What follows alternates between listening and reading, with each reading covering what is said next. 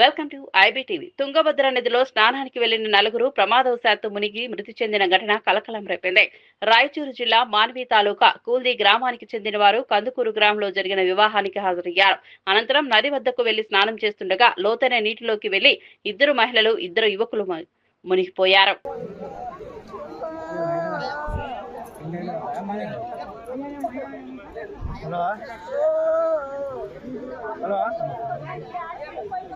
బిజీనా తర్వాత చేస్తాను.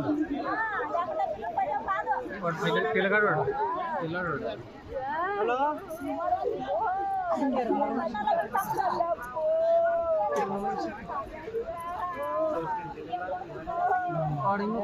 మన రాత్రి